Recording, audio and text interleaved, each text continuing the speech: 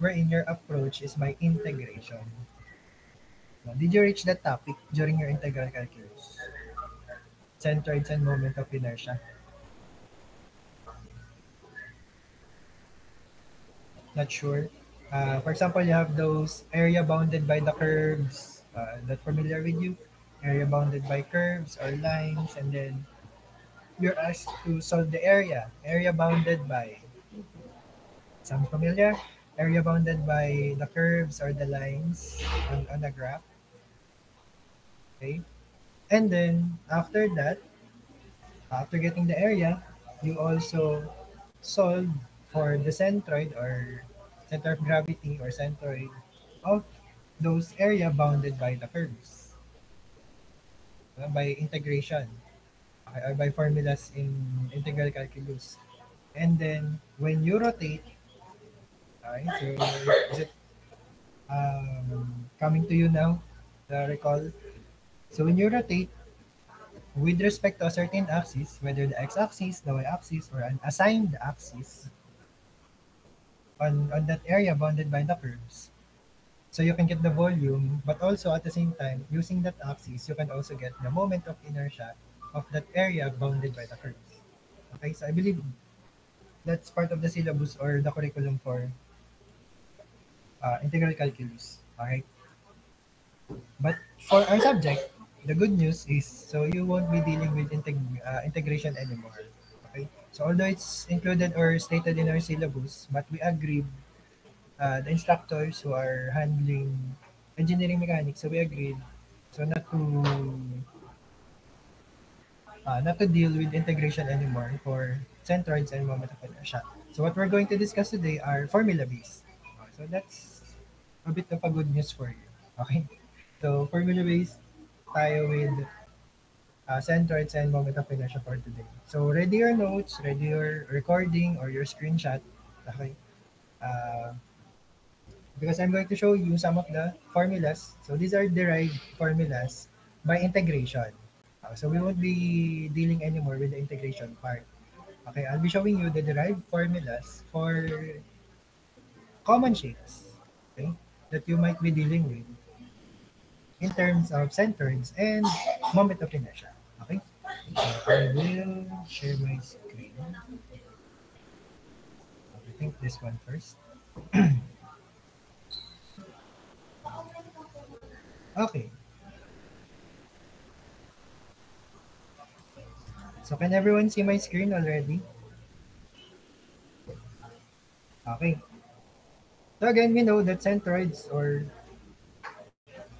on a body, on a given body, the centroid is the location of the center of mass, or if you concentrated the mass of an object, it can be found on that area, or on that point in the area of the body or of the object. Of course, the objects that we're talking about are three-dimensional objects, but for the sake of our discussion, so those objects or bodies are represented in two-dimensional. Okay, so two-dimensional only because of course you're going to do or you're going to draw their free body diagrams anyway, right? Like for example, the figures that I asked you to solve during the activity, the gear set and also the truss, the bridge truss. So of course, those are three-dimensional in real world. So those have thickness, those have volume, okay? But during our activity, so you solve them in two-dimensional space. So they are represented in your free body diagram as two-dimensional, okay? Having x and y axis. So similarly, what we're going to discuss today about centroids and moment of inertia, so we will be dealing with x and y axis only, okay? So be ready to take your notes, no? So, or take your screenshots for the formulas. If you forgot these formulas, so you can always derive using integration. Alright, so I hope you still have your notes during your integral calculus on how to derive these formulas. Okay, but we won't be doing this anymore for our topic here, so that we can wrap this up or finish the discussion and have some examples. So we will only have one example here later on, this one.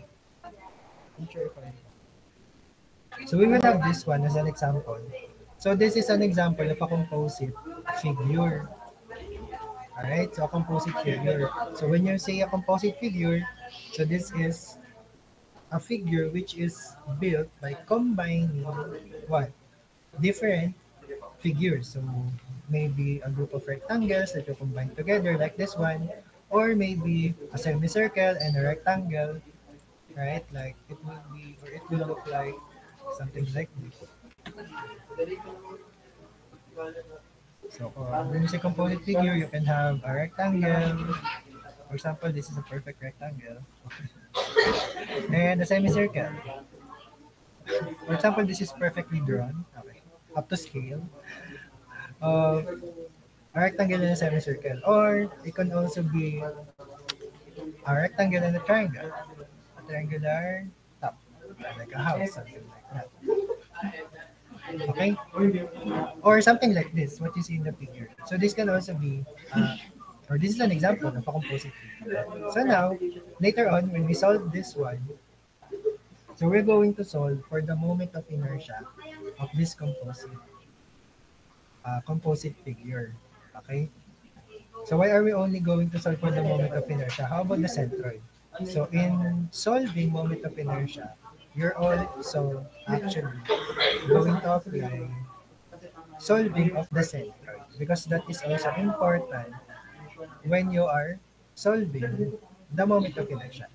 Okay, so in short, we will go through also with the solving of the centroids for each of the parts of this composite figure. Okay, but first, we will go with the formulas for some of the common geometric shapes that you might encounter when they are formed in a composite figure. Okay? So first we have rectangle. So we all know, or I think you can visualize or imagine that the centroid of the rectangle can be found at the dead center. Right? The center of the rectangle. So what do we mean by center of the rectangle? So the middle of the width, right? And the middle of the length. Or middle of the base, B, and middle of the length, D. Right? So the variables used here for centroid, when you say centroid, so you have an x bar and a y bar. So x bar is your x bar is your position of the centroid, along the x-axis. So that's why it's x bar. Okay, so it is the distance of the centroid from the y-axis. Because of that, so your x bar is the distance of your centroid from the y-axis. Okay? And then your y bar, so the vertical position of the centroid, is the distance of that centroid point from your x-axis. Okay, so along or parallel to your y-axis. So that's why it's called y bar.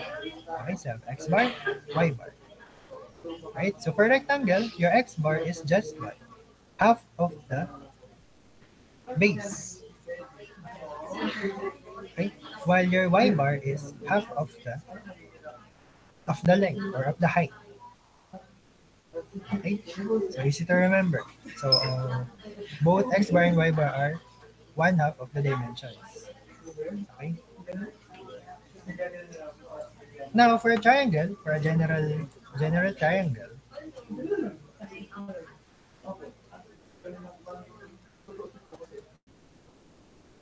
your centroid. Of course, we're also going to be dealing with the area. So I hope the areas of these geometric shapes are not new to you anymore. So for rectangle, you have base times the height. Okay, so that's for the area. For the triangle, so we all know the area is half of, it's like having half area of a rectangle. So you have one half base times height for the triangle. What about the centroid of the triangle? So your centroid of, of your triangle from the base, okay, take note, your triangle is like laid on the xy axis like this, wherein the base lies on the x-axis and the height is parallel to the y-axis. Okay, so that's why you have a y bar here. Okay, so you have a y bar here which is 1/3 of the height. So that is the position of your position of your y bar. So about the x bar, so I think this is also, since this is your regular triangle, so it's about the same. So 1/3 of the base, but it depends on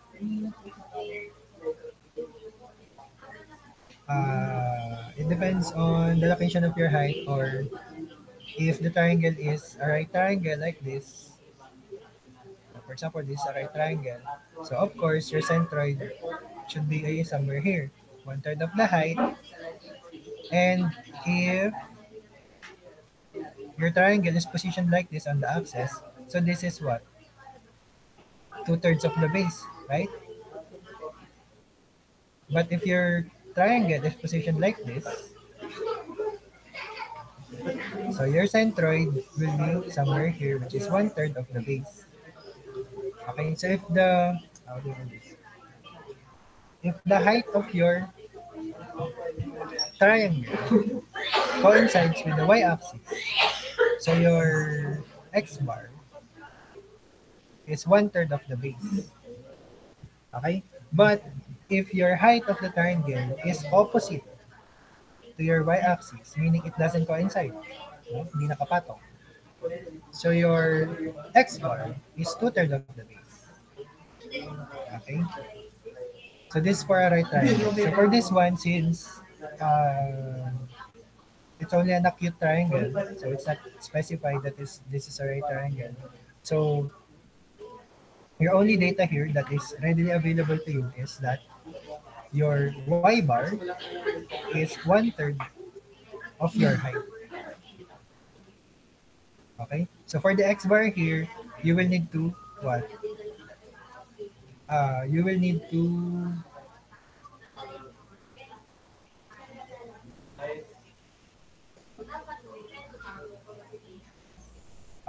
to solve this by the methods that you had during your integral calculus. Okay?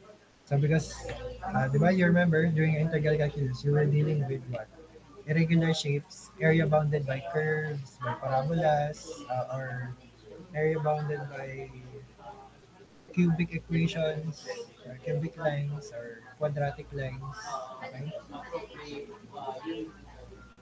So the method you use there to solve for the x bar, so you will use here if ever you encountered a triangle like this. Okay? But for the y bar, it's just 1/3 of the height from the base or from your x-axis. Okay? The next one you have is a circle. So we all know the area of the circle is pi times r squared, or if you're using diameter as a reference, so that's pi d squared over 4. Now, si- since your circle usually is located, or the center of the circle is located at the origin of the x and y axis, unless it's stated that your circle is off center, we call it off center. Okay? So, in this scenario, you will need to find or locate the center of the circle to also locate the centroid. But in this one, in this example, generally, if your circle is also situated at the center or at the origin, okay, so your x bar and your y bar for your circle is 0. Okay?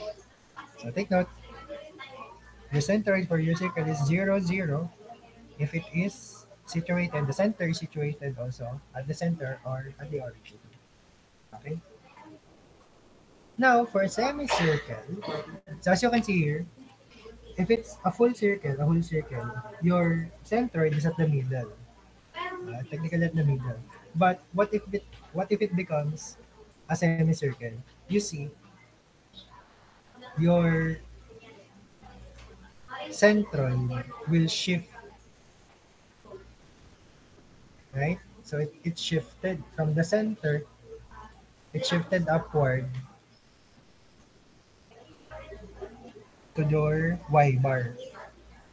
Okay? While your x bar remains at 0 because your semicircle had, or your semicircle is what remained after you remove the bottom half. But if you do it like this, for example, this is your x and y axis. If you do your semicircle like this, okay, so of course, these two will change or interchange. Your x bar will be 4r over 3 pi, while your y bar will be 0. Okay, take note of that. Ha? You might encounter something like that, wherein your semicircle is on the left or right hemisphere. So for this case, if your circle is at the upper hemisphere, so your x bar is still 0, while your y bar has this formula for the centroid. So 4r over 3 pi. So the area is just half of the area of the circle. Okay? Now, if it's just an arc, right? So an arc only, so not a semicircle like this. So semicircular arc like this. So the length, okay, take note it's not an area bounded.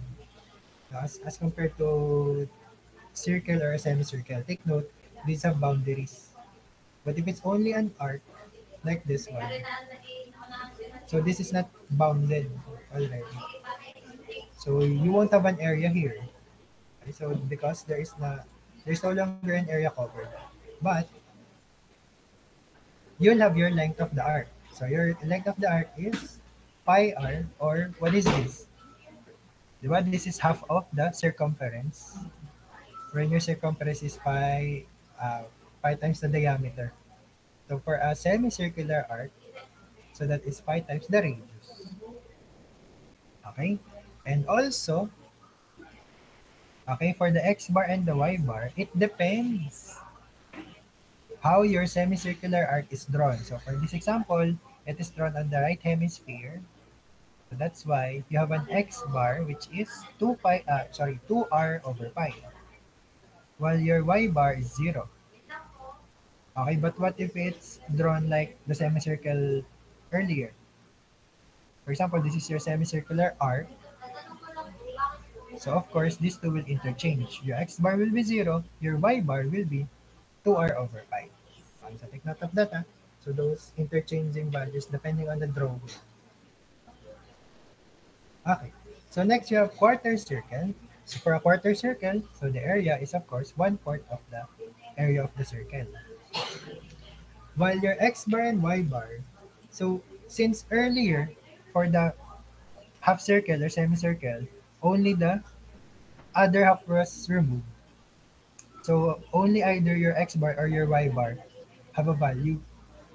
But this time, since it became a quarter circle, okay, so from a semicircle like this, right?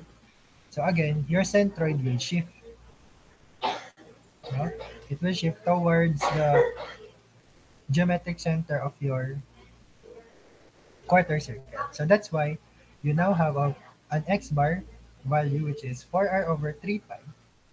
So let's compare here. See this? So your previously, the other value is 0, while the other value, depending on where your semicircle is drawn, is 4r over 3 pi. But for a quarter circle, so both of them will have equal value of 4r over 3 pi. Same for y bar. Okay? So for a sector of a circle, any sector, it can be this big, it can be a bit bigger, almost a semicircle, it can be like this, or smaller than this. Okay, so for general sector of a circle, your area will be r squared times pi in radian. Okay, so take note of this. Your pi should be in radian, meaning, uh, how do we measure angles in radian? For example, this one. Diba you have 0, so 0 here. This is pi over 2, right? So the other direction, the 180 degree is pi. This is 3 pi over 2, the 270. And if you complete the whole circle, so this will be 2 pi. Okay, remember that? So for the radian angles, so you shouldn't input here, let's say the angle here is, let's say your theta here is pi over 4. So what's pi over 4? That's 45 degrees, right? So you should not input here 45. Okay, so what you should input here is pi over 4. Okay, if that is the given theta. Okay, so I hope that's clear for everyone. So now the area is r squared pi in radians. So how about the centroid? So your centroid, again, depending on where your sector is facing, right? So if it coincides with an axis, so that axis is, or the centroid for that axis will be 0. Alright? For example, this one, your centroid has a distance with the y-axis, so that's why you have an x bar. Diba? It's along the x-axis. But it didn't move away from the x-axis. So you won't have a y bar, so that's why it's just 0. Okay? So, but if your sector is drawn something like this, so again, these two will interchange values. So for your x bar here, this figure, you have 2r sine theta. Again, your theta is in the radian value. Okay, but for this one, uh, if you know the degree value of your angle, so you can input here, sine 45, sine 90. Okay, just make sure to be consistent. If you're going for the radian, make sure your calculator is in radian mode if you're doing this. But if your calculator is in degree mode, so you can use the trigonometric identity. But careful when you put it here. So if you used here sine 45, make sure you still use here as pi over 4 and not 45. Okay, because theta here should be in radian. The theta here can be in degree if your calculator is in degree mode. Okay? But if you want to use the radian value for your trigonometric, so just make sure your calculator is also in radian mode. So I suggest you stick to degree mode for now. Okay? So you can always input this as pi over 4, even if your calculator is in degree. Is that clear for everyone? Again, so depending on where your sector of the circle is facing, so one of the centroid axes will be 0, the other one will have a value. Then what's next? Next one is ellipse. So for an ellipse, so similarly with the circle, if it's located or situated at the origin, so your centroid will be both 0. Okay, while your area of the ellipse is pi times AB. So what's your AB? So these are your two axes. Major axis and minor axis. Okay? Although take note, be careful. So the A and the B here are both one half of half of your axis. So A is half of the major axis, B is your half of the minor axis for your ellipse. Okay, so take note, it might be given to you that uh, you might encounter a given wherein the given length is the entire major axis. So make sure if you're going to use or if you're going to solve for the area of the ellipse, so you're going to get the half of that given length. Okay? So similarly for half ellipse, so the area will be half of the formula for ellipse for the area. While for the centroid, similarly with the circle, so it will shift. Okay? So depending on where it is facing, the other centered position will be 0. So in this case, your x bar, it didn't move away from the y-axis, so it's 0.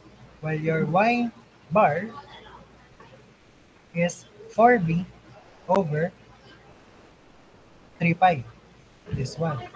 But what if your ellipse was cut like this?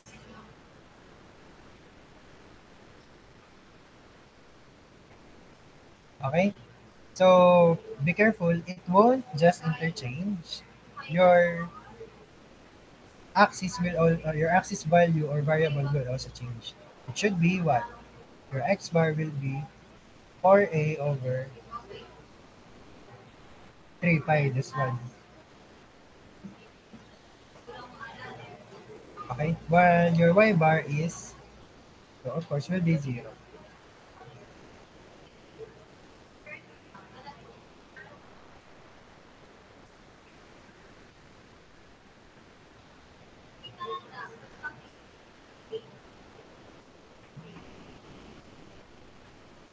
Again, if you're unsure of the formulas, or if you want to double check the formulas here for centroid positions, so the derivation of the formulas is by using integration. Okay? Or you can check or gather your notes during your integral calculus to see or check if the formulas here are tally or they are derived as well based from your integral calculus. Next one. So we have quarter ellipse. So similarly, so like what I've said, okay, you see here. So quarter ellipse will be quarter of the area also. And as for the centroid positions, so your x bar is 4a over 3 pi, while your y bar is 4b over 3 pi. Take note, ah. So those two are different in length because you have a major axis and a minor axis.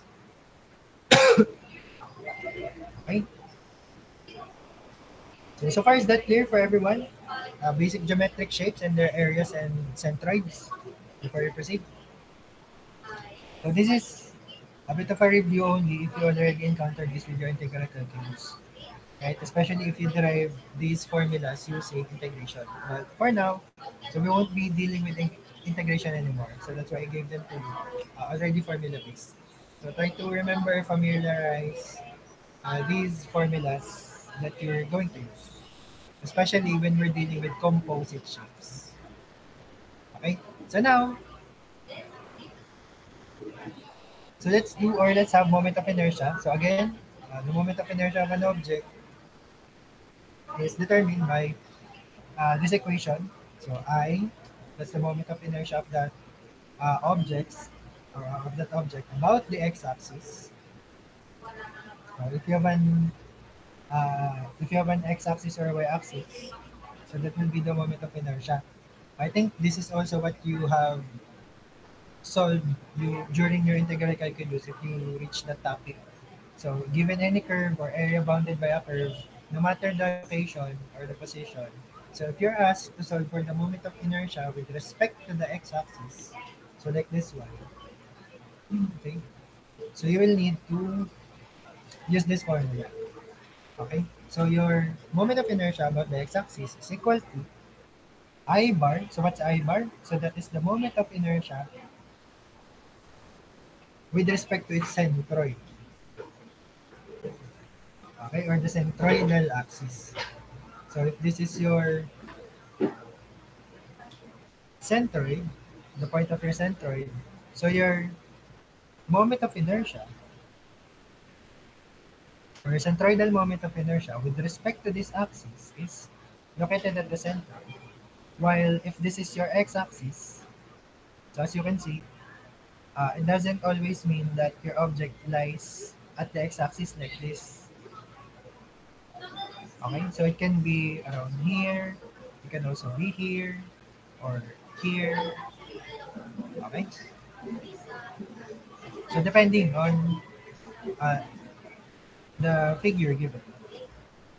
So for this one, so if you have this object or body, And you're asked to solve for the moment of inertia with respect to x-axis. So that is centroidal moment of inertia, this one, plus area. So area of that section, right? The area of that section times d squared. So what's d squared? So d squared is the distance between the x-axis and your x prime or the centroidal axis. Or basically this, the distance between x-axis and your centroid. Alright? So your centroid x bar. So that is your d squared. So remember this formula. So we're going to use this in what? In solving the moment of inertias for different shapes. And of course, for composite shapes, combination of those different shapes. So let's have some formulas naman for moment of inertia of common shapes. So earlier we had you've seen the formulas for the centroids. So this time we're gonna be dealing with the moment of inertia or the formulas for the moment of inertia. I'm not sure if it's clear to you. I hope it's. I think it's readable. So you can take screenshots of this. So you can study them later. Apply them later for practice. So you have here moment of inertia of common shapes. So included also is the radius of gyration, but we won't be dealing with much with that because this is already a bit part of motion. Because when you gyrate, it means the object is already spinning towards that axis. So the radius will be, or the radius of gyration here is just a measure of the radius when it spins already. Okay? So we'll just be dealing with the moment of inertia here. Okay, so for a rectangle, so take note we're only uh, we're only showing here the moment of inertia with respect to the x-axis, like this one. Okay, but it doesn't mean that we're not gonna be solving for moment of inertia with respect to the y-axis. Okay, so what's gonna happen to those formulas if we flip the axis or we change the axis reference? For example, for the rectangle, what if you're asked to solve for the moment of inertia with respect to y-axis? Okay, so let's say your y-axis is somewhere here, and then this is your centroid y prime or y bar, and then or y prime centroidal axis, and then this is your y-axis. Okay, so this formula will be a bit different. So how different? So it's like you just flip it like, for example, if you flip this, so what will happen here? So if you flip the situation here and you do it like this, wherein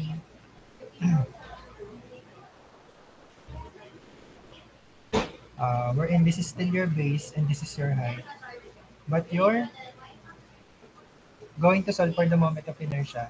So the formula for that will just be what?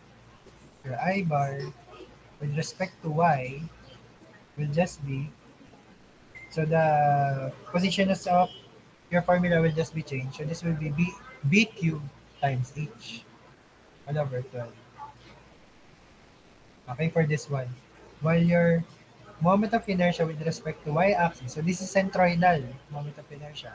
So your moment of inertia with respect to y-axis is b cubed h over 3. Okay? So it's like you just flip your figure. So this one you can just also flip.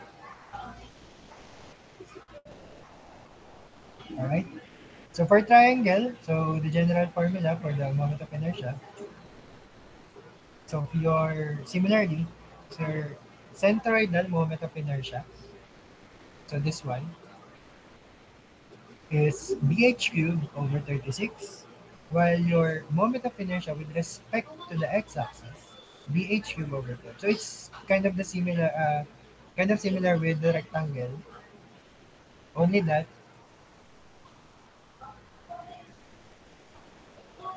your centroidal moment of inertia for your rectangle is the one similar to the axis moment of inertia for your triangle. Because it's what? It's half, diba?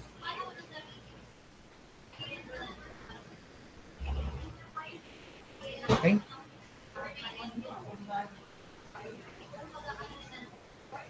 So even if you flip this one, so this will just be the base and this will be the height. So you can also use this formula.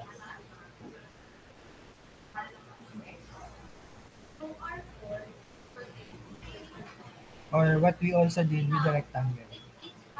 Let's say it was flipped here, or you're going to solve for this axis, the moment of inertia with respect to this axis. So you're just going to do it something like this. Now for a circle, since no matter how you flip it, it's still a circle, diba? You won't have an interchangeable base and height. So the moment of inertia for the centroidal moment of inertia here is pi r to the fourth all over 4. So that is your centroidal moment of inertia with respect to your centroidal axis. So this J bar, I believe this is if your axis became on the edge, let's say here or here at the edge. So that's your J bar. So if your axis became, or the reference of your axis became at the edge of the circle. So it's this one. So, but for the centroid, so you're going to use pi r to the fourth over 4. So next, we have semicircle. So for the semicircle, so your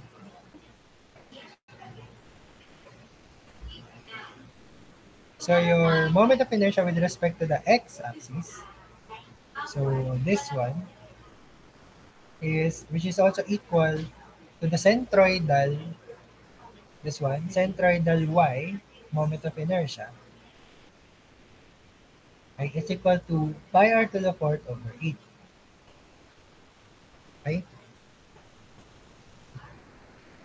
While your centroidal x, this one, so if you're going for this reference of your moment of inertia, so your formula for the moment of inertia for the centroidal x is 0.11 r to the fourth, right? Then for quarter circle, you have your moment of inertia with respect to the axis. So they're equal. So you have pi r to the fourth all over 16. While your centroidal moment of inertia for both axes, so also the same. So 0.055 r to the fourth, or that is, I believe, half of this. Because your semicircle became a quarter circle. Okay, basically like that.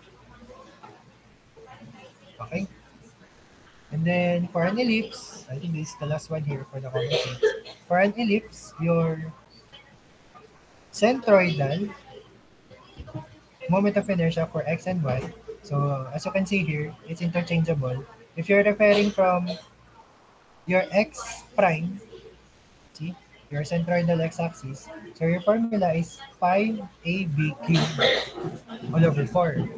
But if you're dealing with y prime, your centroidal y-axis, so that's gonna be pi a cubed times b all over 4.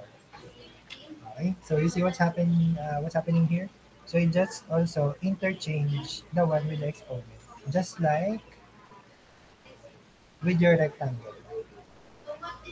Okay,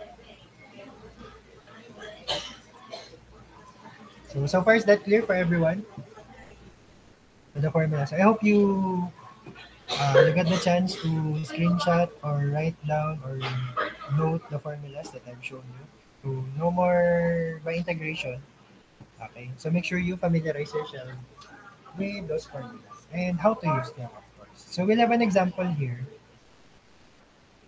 So again, our example here is a composite figure already, right? So this is already a composite figure. So we're going to solve for the moment of inertia about the x prime axis. So now here's the thing. And you might expect this, or you can expect this during the assessments, no? Especially on your midterm, if, of course, this will be included.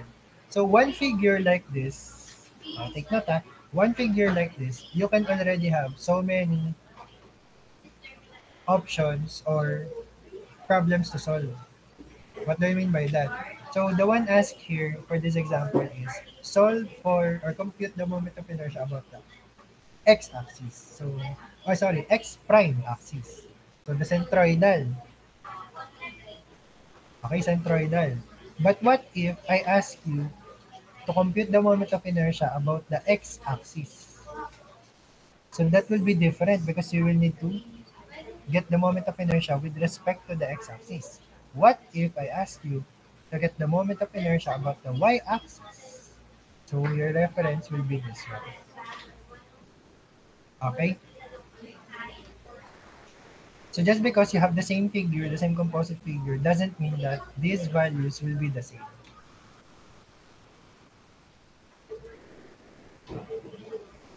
Okay? That they might be different. They might have different values.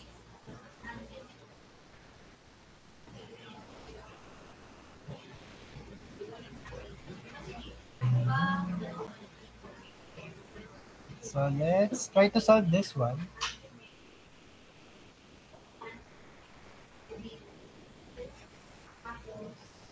So using our formula. So the transfer formula for moment of inertia. So we will use this working formula. I, or the moment of inertia about the x-axis, equals I bar, which is the centroidal moment of inertia, plus AD squared, or area times square of the distance between the axis and your centroidal axis. Okay? So let's try it with this one. So now you have a composite shape. So of course, we didn't discuss earlier a direct formula for the centroid, area, and moment of inertia for a composite shape like this. So what you can do when you encounter a composite shape like this is to break it down into its parts. Okay? So for this example, we will break it down into three areas. So you have, we'll call this area 1, okay? Or let's put the area 1 on the biggest one. So let's call this one your area 1, the biggest one. This is your area 2, and this is your area 3. Okay? So A1, A2, and A3. So basically A2 and A3 are congruent or equal, right? As you can refer from the figure. And then area 1 is your biggest one. Now,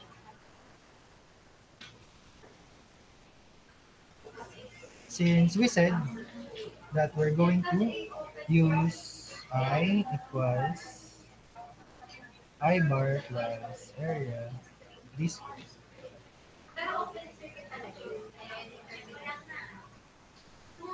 Okay?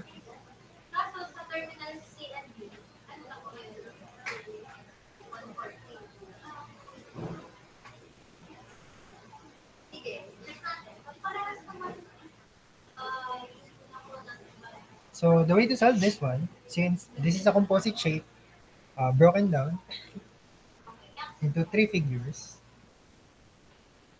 so of course we will need to get the summation of the moments of inertia of the three parts. Okay?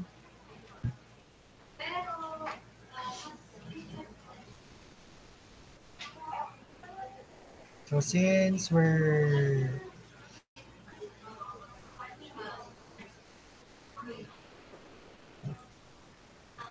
Since we're asked to solve for the moment of inertia about the x-axis, okay?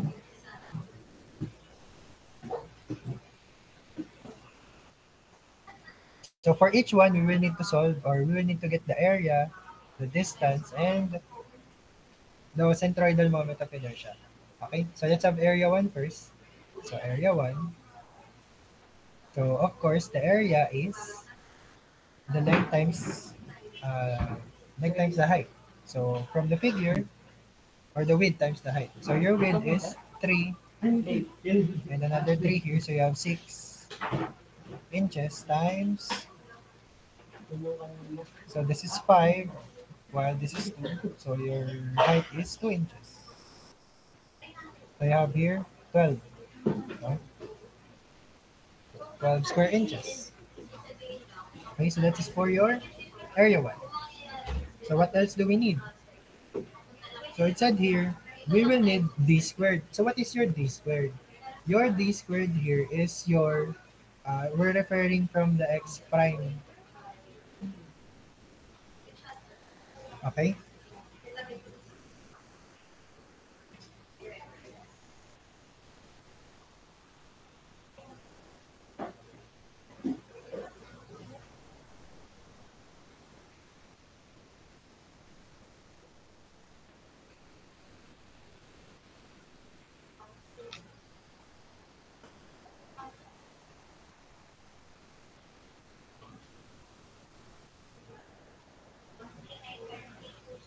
Y bar.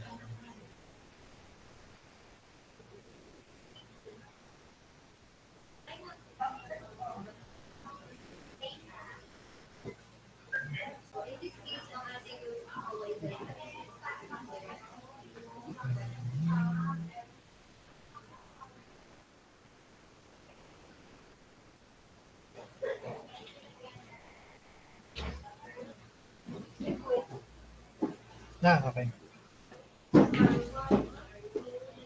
So since this is a composite figure, okay, our main formula, which is this one, you will need to determine the y bar, right? Because y bar is your, ah, the y bar here, or the distance between x bar and your x-axis, you will use as your d squared.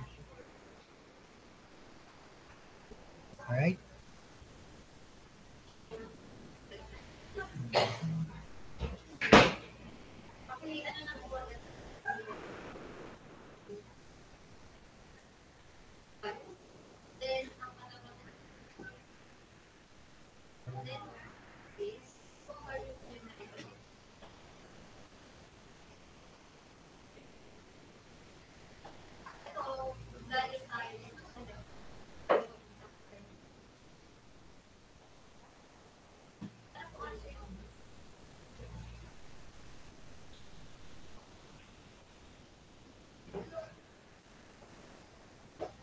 Okay. I get it. Okay. So since this is a composite shape, no? So we can just use directly the formula for the transfer of the moment of inertia. So of course, we will need to get each one, no, their individual transfers, and then we will add them. So to do that, we will need to compute or solve first this y bar. So what is this y bar? So this y bar is the centroidal or the centroid with respect to the x-axis, or the distance of the centroid from the x-axis, so y bar. So the formula to do this from your integral calculus also, like you did, although we're not going to be doing integral here. So what we do need is summation, since this is a composite figure, summation of all the area, okay, area sub I, so meaning area 1, area 2, area 3, times their respective y bar, okay, for each, or their respective centroids for each shape. Alright? All over.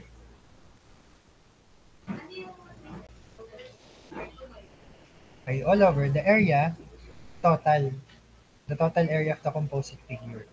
Okay, as you can see here, the summation of the area will cancel out with this total area, and what will be left is your y bar. Okay, so this y bar is the total centroid, right, with respect to the x-axis.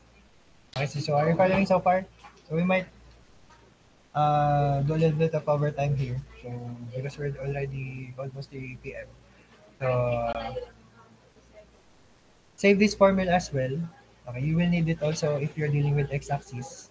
So you will just interchange. So for x bar, that will only be summation of the area sub I, or area times the x bar. So this is a summation of the product, ha? Not just summation of the area and then you multiply. So this is a summation of the product of area times the centroid all over the total area. Okay, so save these two formulas as well. So let's try here. So what will be so this is your area 1. What will be your y bar 1? So your y bar 1 for area 1 is half of the height. So your height is 2 inches, so you have 1 inch. Okay? So for area 2, which is also the same as area 3, your area 2 and area 3 is, so what's this? So if this is 2, this is 5, then this is 3 inches. And then your base is 1 inch. So that's 3 times 1. So 3 inch squared. And then your y bar 2 is also half of this. So that is 1.5 inches. Okay? So far, you following?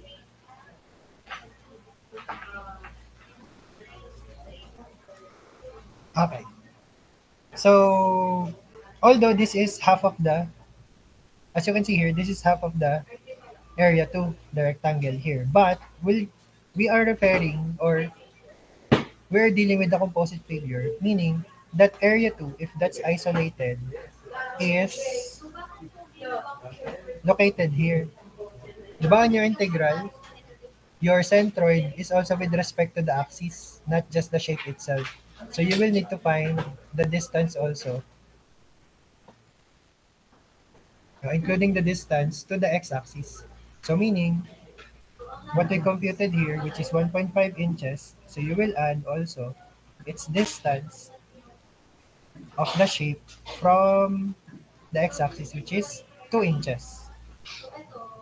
So your y2 will be, or y bar 2 will be 3.5 inches. So this is also same with y3.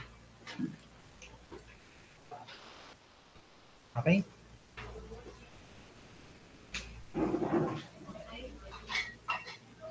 So what else do we need? So we already have the area and so the areas and the y bar for each rectangle. So we also need their individual moment of inertia. So we have I1. So for the big rectangle, so what's the formula here? So for I1, you're going to use so let's have it here. Moment of inertia. This one. So that's moment of inertia with respect to the centroid. Okay, so the centroid,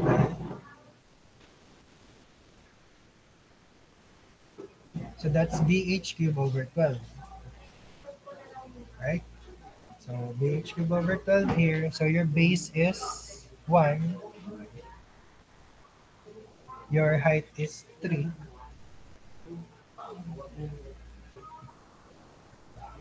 Sorry. Your height is only 2 for the big rectangle. Sorry. We're dealing with the big rectangle first. So your base is 6. And then times 2 cube all over 12. So this one will be,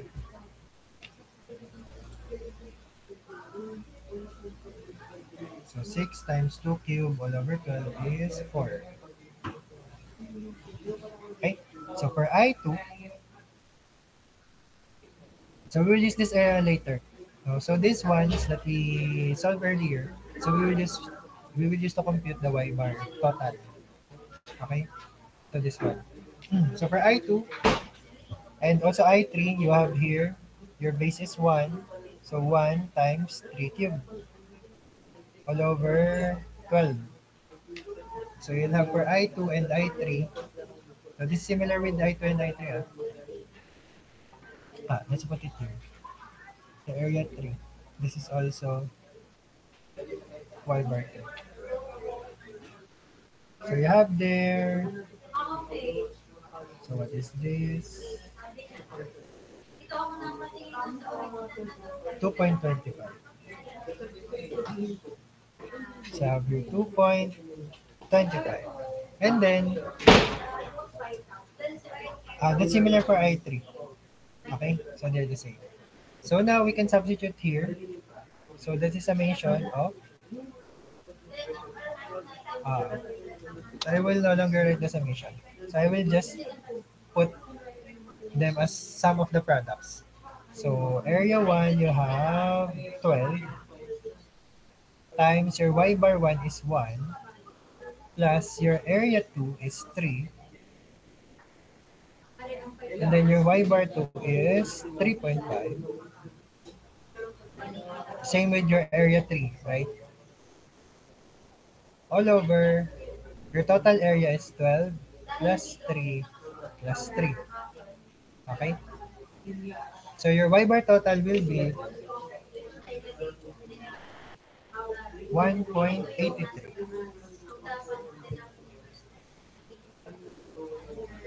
Okay, so inches. So that this is the value of this one. So this is 1.83 inches. So now we can use them or we can use this to solve for the individual moment of inertia with respect to the axis. So for each shape or for each part. Okay? So please bear with this. So just a few minutes left. Or just a few minutes more. So for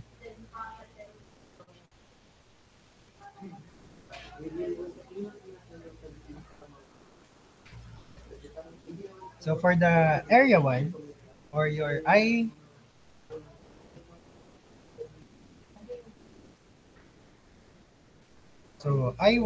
prime, so that is your moment of inertia niya is 4 plus, so the area for area 1 is, so what we computed here, 12 times, so what is the D? So again, the D is the distance of its y bar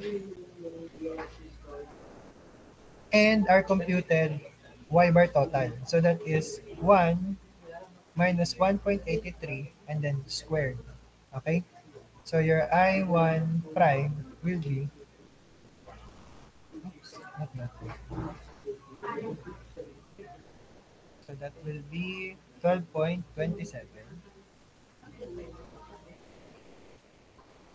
And then for I2 prime, so that is, so this one, sorry, this one.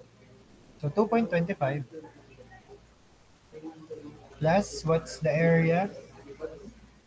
3 square inches. And then the distance, so that's 3.5 minus 1.83. Okay, so again, the distance of their centroid, this is y3 bar, so this is y2 bar. So we're talking about this distance. Okay? So also with this one, diba, this is your y1 bar. So this distance, right? And then squared. So this is similar for I3 prime. So since these are similar shapes. So what you'll get here is, so that's 10.62. Okay? So for I 2, and I3 prime. So now, we're asked to solve for the I1, for the I total. Okay? So the I total with respect to x prime, so this axis, so that is the sum of I1 prime plus I2 prime plus I3 prime. So that is 12.27 plus 10.62 plus another 10.62. Okay? So the answer for here will be 33.51. So what's the unit here? So we're dealing with moment of inertia.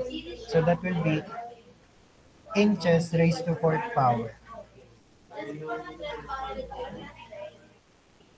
Okay, so this is your answer.